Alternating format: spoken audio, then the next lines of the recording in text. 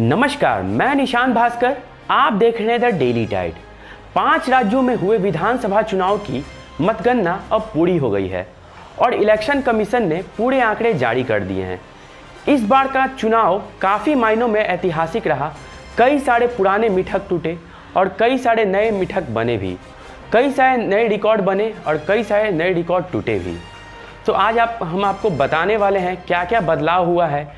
तो 5 में से 4 राज्यों में बीजेपी की सरकार थी, जो कि इस बार काफ़ी कड़ा मुकाबला माना जा रहा था वहाँ पे, और वहाँ भी बीजेपी ने काफ़ी अच्छी टक्कर दी है और फिर से 4 राज्यों में बीजेपी की वापसी हुई है।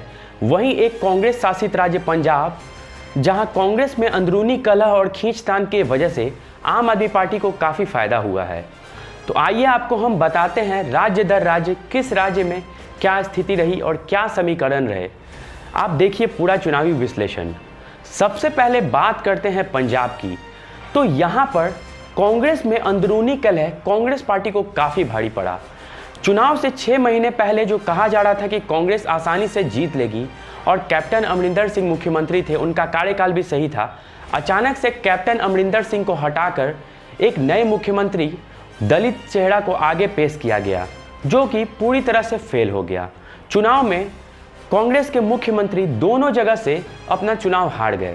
वहीं प्रदेश अध्यक्ष नवजोत सिंह सिद्धू भी अपना चुनाव हार गए और दिग्गज अकाली दल के नेता प्रकाश सिंह बादल और सुखबीर सिंह बादल भी अपना चुनाव हार गए हैं। तो इस बार का पंजाब चुनाव काफ़ी मायनों में बदलाव की तरफ दिखा और एक नई पार्टी आम आदमी पार्टी को लोगों ने मौका दिया है। हालांकि उस पर खालिस्तान से आरोप के लग रहे हैं और इस पर आम आदमी पार्टी को स्पष्टीकरण भी देना होगा कि चुनाव में क्या धांधली हुई है, क्या नहीं हुई है। तो अब बात करते हैं सीटों की।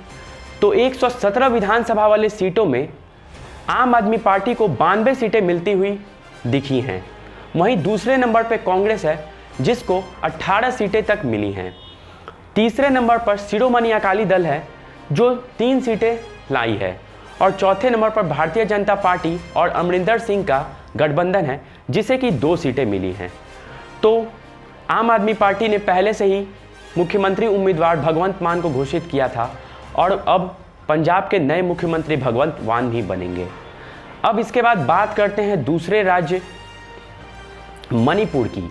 तो यहाँ पर पहले से ही भाजपा के मुख्यमंत्री एन बीरेन सिंह सत्ता में थे और इस बार पहले से भी ज़्यादा बहुमत से भाजपा की सत्ता में वापसी हुई है। भारतीय जनता पार्टी को 32 सीटें यहाँ मिली हैं, जो कि उसने अकेले बहुमत से प्राप्त की हैं। इसके बाद कांग्रेस को 3 सीटें यहाँ पे मिल रही हैं। मणिपुर में वहाँ की क्षेत्रीय पार्टी एनपीपी को 7 और एनपीएफ को 5 सीटें मिली हैं और अन्य दलों को 11 सीटें मिली हैं, जिसमें बिहार की पार्टी नीतीश कुमार की जनता दल यू भी शामिल है, जिसे 6 सीटें मिली हैं। तो यहाँ पर फिर से भाजपा के मुख्यमंत्री बनना तय है। अब इसके बाद बात करते हैं गोवा की। यहाँ पर भाजपा और कांग्रेस में काफ़ी कड़ा मुकाबला दिखाई दे रहा था।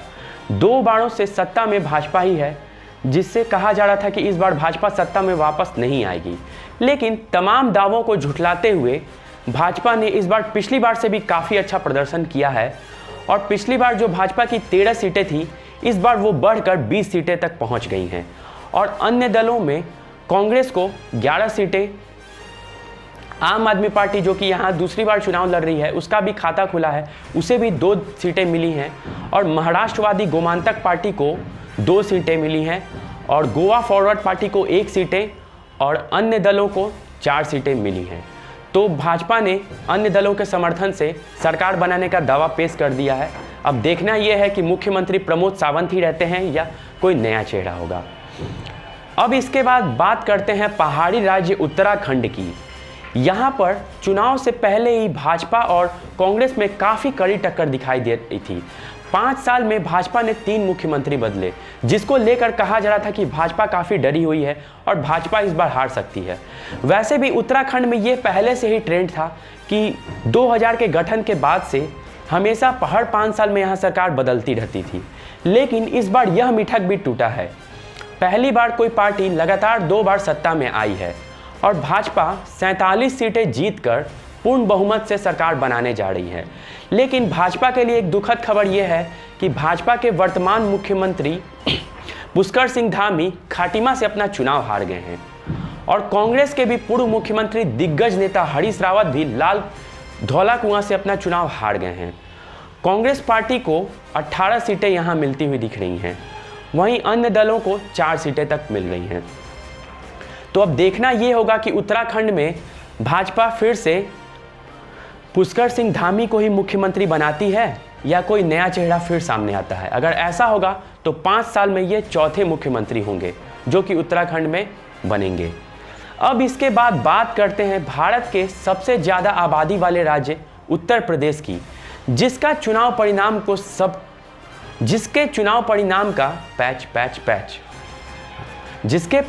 परिणाम का सबको इंतजार था।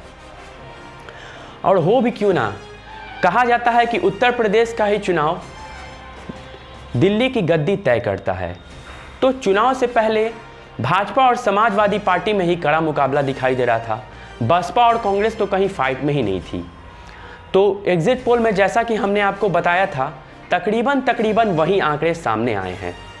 भारतीय जनता पार्टी 273 सीटें लेकर अपनी सहयोगी दलों के साथ सरकार में वापसी करने जा रही है और तकरीबन 37 साल बाद यह होगा कि किसी एक पार्टी दोबारा उत्तर प्रदेश में फिर से सरकार बनाएगी। नहीं तो अब तक हर 5 साल में सरकार यहां बदल जाती थी। वहीं दूसरे नंबर पर समाजवादी पार्टी गठबंधन है जो कि 224 सीटों में जो कि 124 सीटों के साथ दूसरे नंबर पर रहा और जिसने भारतीय जनता पार्टी को कई सीटों पर अच्छी टक्कर तो दी, लेकिन फिर से सत्ता में वापसी नहीं कर सकी। वहीं सबसे बुरा हाल तो कांग्रेस का रहा, जो कि पिछले बार से भी काफ़ी प्रदर्शन गिर गया। प्रियंका गांधी ने चुनाव में काफ़ी मेहनत की, लेकिन उसका परिणाम जमीन पर नहीं दिखा। पिछली बार की 60 सीटों से घटकर कांग्रेस 2 सीटों पर आ गई, जो कि काफ़ी निराशाजनक प्रदर्शन कहा जा सकता है। और वहीं सबसे बुरी हालत हुई है बहन जी की पार्टी बहुजन समाजवादी पार्टी की, जो 10 साल पहले जो पार्टी सत्ता में थी, आज उस पार्टी की पूरे 403 सीटों में 1 सीट ही आई है, जो कि बेहद निराशाजनक प्रदर्शन कहा जा सकता है। और अगर सहयोगी दलों की बात करें तो भारतीय जनता पार्टी के साथ अपना दल अनुप्रिया पटेल थी, जिन्हें 9 सीटें आई हैं और निषाद पार्टी को 6 सीटें आई हैं। वहीं समाजवादी पार्टी के साथ गठबंधन करने वाले जयंत चौधरी की पार्टी राष्ट्रीय लोकदल को 8 सीटें आती हुई दिखी हैं और ओम प्रकाश राजभर की पार्टी को 6 सीटें आती हुई दिखाई दे रही हैं।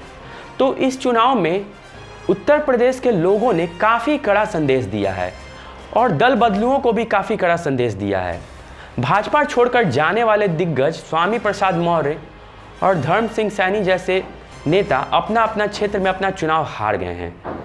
और सबसे बुरी खबर भाजपा के लिए भी रही है।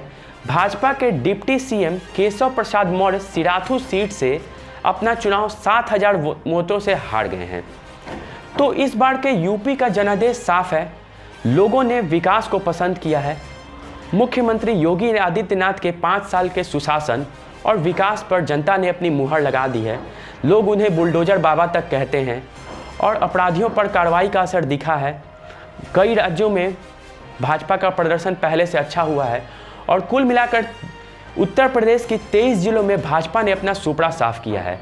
लखीमपुर खीरी, जहां पर किसान आंदोलन के नाम पर काफ़ी दंगा फसाद किया गया था, विपक्षी दलों ने इसे काफ़ी मुद्दा बनाना चाहा, वहां की 8 सीटों पर भाजपा ने क्लीन स्वीप किया है। एक तरफा लहर चली है आप कह सकते हैं। वहीं पश्चिमी यूपी की बात करें तो यहाँ पर किसान आंदोलन का भ्रम फैलाया जा रहा था, लोग कह रहे थे कि भाजपा को काफ़ी नुकसान होगा। वहाँ पर भी भाजपा ने काफ़ी अच्छा प्रदर्शन किया है। पहले चरण की 58 में से 46 सीटें भाजपा ने जीती हैं, जो कि अप्रत्याशित है। तो इस जनादेश से यही संदेश मिलता है कि जो विकास की राजनीति करेगा उसके लिए फल अच्छा होगा और कांग्रेस और अन्य दलों को इससे सबक लेना चाहिए कि उन्हें भी विकास की राजनीति करनी चाहिए। तो ऐसे ही अन्य पॉजिटिव खबरों को जानने के लिए आप देखते रहिए हमारे साथ द डेली टाइड। मैं निशान भास्कर, नमस्कार।